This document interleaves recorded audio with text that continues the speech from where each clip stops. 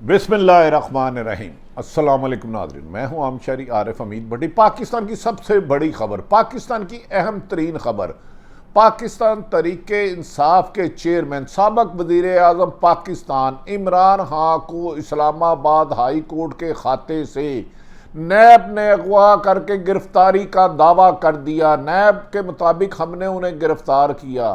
साबिक़ वज़ीर आज़म इमरान खान पहले कह चुके हैं कि मुझे मौजूदा हुकूमत और कुछ लोग कत्ल करना चाहते हैं और गिरफ्तार करना चाहते हैं।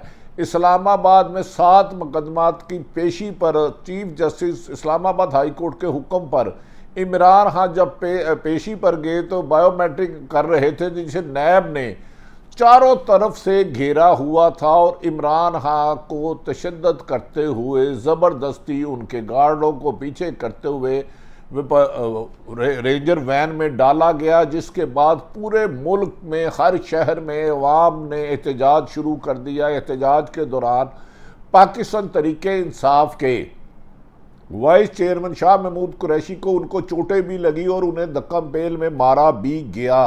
जबकि नैब chief justice Islamabad high court ने इस पर सख्त बरहमी का इजहार किया कि एक शख्स मेरे हुक्म पर पेश होने के लिए आया था, इस्लामाबाद हाई कोर्ट के खाते के अंदर से गिरफ्तार करने की किसको जुर्रत हुई।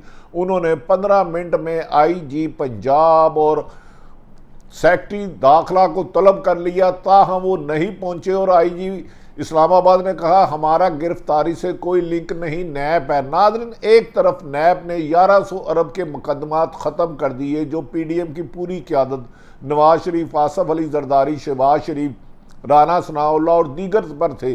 दूसरी तरफ इमरान खान को 150 मुकदमात के मुताबिक आखिर मरियम नवाज और नवाज शरीफ जो मुख्तलिफ बयानात में इमरान खान की गिरफ्तारी के दावे करते रहे हैं, आज इस्लामाबाद हाई कोर्ट में ज़ख्मी हालत में, जब वो गोलियां लगने की वजह से वो चल पा नहीं रहे थे, पाँव में स्वेलिंग थी, नैब उसको गिरफ्तार कर कर ले गई। और इसके बाद कहा जा रहा है कराची ता खैबर अवाम ने सख्त एहतजाज है।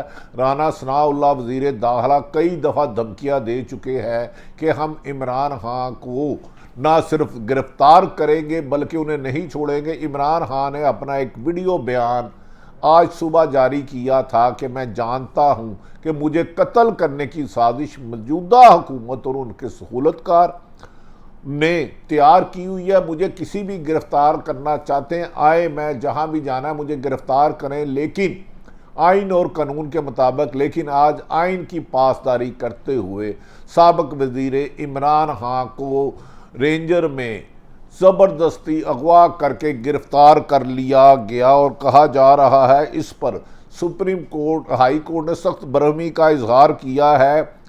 दूसरी तरफ पाकिस्तान भर में इस वक्त हुकूमत के लिए मुश्किलात हो गई हैं। हर शहर में हज़ारों की तादाद में ख़वातीन, बुजुर्ग, बच्चे एहतजाज कर रहे हैं और कह रहे हैं कि इमरान खान का कत्ल नामंजूर, इमरान खान की गिरफ्तारी नामंजूर, इमरान खान हमारी रेड लाइन है, हमारी रेड लाइन को क्रॉस करने वाले मुल्क में अमन व अमान तबाह करना चाहते हैं। नाज़रीन, इमरान खान के मुताबिक उनकी गिरफ्तारी लंदन प्लान का हिस्सा है। जब 10 अप्रैल को उनकी हुकूमत गिराई गई 2022 को, तो नवाज शरीफ ने इमरान खान के मुताबिक बाद लोगों से मुआहदा किया था कि इमरान खान को ख़त्म किया जाएगा, गिरफ्तार किया जाएगा, पाबंदी लगाई जाएगी और पीडीएम को इलेक्शन जताया जाएगा, जिसके लिए उन्होंने जो वीडियो रिकॉर्ड है वो लंदन में है। हो सकता है अगर खुदा न खास्ता इमरान खान को नामालूम मकाम पर ले जाया गया है, जबकि नैब ने दावा किया है कि नैब ऑफिस में उनका तिब्बी मुआयना किया जा रहा है। लेकिन ताहम इस मौके पर तहरीके इंसाफ के किसी वकील और किसी रहनुमा को इमरान खान से मिलने की इजाज़त नहीं दी जाती। क्या आज भी अदालत रात को लगेगी? चीफ जस्टिस ने इस पर सख्त बरहमी का इजहार करते हुए कहा है कि मुझे मालूम हुआ है कि इस्लामाबाद हाई कोर्ट के शीशे भी तोड़े गए, शीशे भी टूटे हैं। किसकी जुर्रत हुई कि मेरे पास पेश होने वाले आदमी को गिरफ्तार करके ले जाया गया, जबकि वो हाई कोर्ट में पेश होने आया था। लिहाजा अभी तक उनके हुक्म के मुताबिक आईजी इस्लामाबाद और सेक्रेटरी दाखिला नहीं पहुंचे, जबकि حکومت نے یہ دعویٰ کر دیا ہے کہ انہیں رینجر نے 1999 کے سیکشن 9 کے تحت گرفتار کیا ہے القادر ٹرسٹ میں، جس پہ ان پر مبینہ الزامات لگایا جبکہ حکومت ان کے پر ایک بھی الزام نہیں کر سکی۔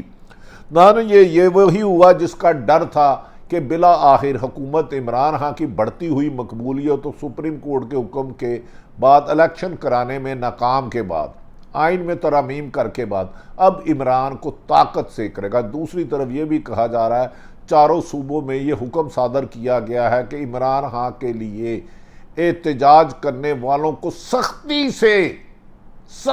سے مبینہ طور پر کچلا جائے، ان پر تشدد کیا جائے، کسی کو احتجاج کی اجازت نہیں دی جائے گی۔ اس وقت اسلام آباد اور لاہور سمیت کئی سڑکوں بند ہو چکی ہیں۔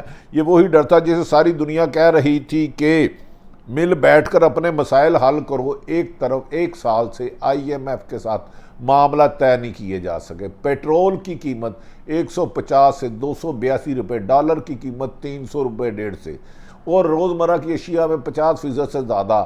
لیکن بڑھتی ہوئی مقبولیت اور الیکشن میں یقینی کامیابی کے بعد سپریم کورٹ نے بھی توہین عدالت کا تاحال ابھی تک کوئی کارروائی نہیں کی، تو بالآخر حکومت کی خواہش پر عمران خان کو نیب نے گرفتار کر لیا۔ ایک طرف نیب قوانین میں امینڈمنٹ کر کے 300 کے قریب کیس ختم کیے گئے، اور دوسری طرف وہ نیب جو اس وقت سے خاموش بیٹھی ہے، اس کے چیئرمین نے دعویٰ کیا ہے کہ میرے دستخط سے وارنٹ گرفتاری نکلے تھے، اور جبکہ پاکستان تحریک انصاف کے وکلاء حامد خان، شاہ محمود قریشی، شیخ رشید نے اس کو ظالمانہ اور بے ایمانہ کارروائی کیا ہے، اس کو انتقامی کارروائی قرار دیا، اور انہوں نے کہا کہ اگر عمران خان کو کچھ ہوا تو جو عمران خان نے پہلے درخواست دی تھی وزیر آباد میں، جو لوگ ان کی قتل کرنے میں سازش میں، مزید 2 نام اور ان کے ذمہ دار ہوں گے۔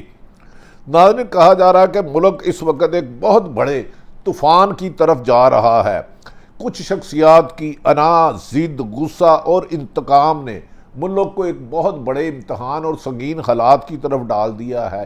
ان حالات میں عمران خان کی گرفتاری پر عوام کا غم و غصہ خطرناک حد تک زیادہ ہے، جبکہ حکمران میڈیا کو مینج کرنے کے لیے دھمکیاں دے رہے ہیں کہ عمران خان کی گرفتاری کو گول کیا جائے۔ عمران خان کو گرفتار کر کے ایسا لگتا ہے کہ حکومت سپریم کورٹ کا حکم عدولی اور ہائی کورٹ کی حکم عدولی کے باوجود عمران خان کم و بیشتر سینکڑوں نہیں تو درجنوں مرتبہ مختلف عدالتوں میں پیش ہو چکے ہیں، جے آئی ٹی کی تفتیش میں بھیج چکے ہیں۔ بظاہر جو زہر کیا گیا ہے، دعویٰ کیا گیا ہے، جو اسلام آباد ہائی کورٹ کے کھاتے سے بائیو میٹرک کے دوران عمران خان کے سیکورٹی گارڈوں کو مار پیٹنے کے بعد گرفتار کر کے رینجر کا کہا گیا، جس کو بعد میں کہا گیا ہے کہ یہ نیب کیس میں گرفتار کیا گیا ہے۔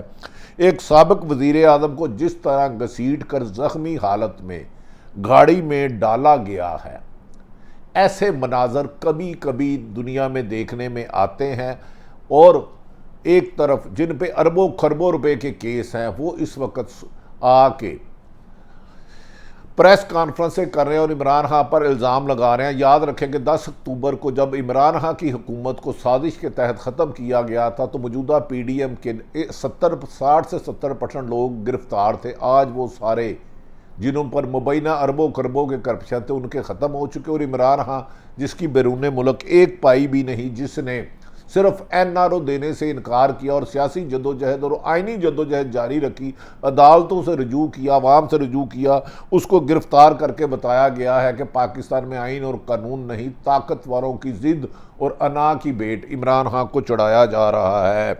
ناظرین، یہ بھی کہا جا رہا ہے جس میں کیس میں انہیں گرفتار کیا گیا ہے وہ کیس بالکل بنیادی جھوٹا، بے بنیاد اور حقائق کے برعکس ہے، اور اس کیس کے جو ملک ریاض ہے اس کو پوچھا بھی نہیں گیا۔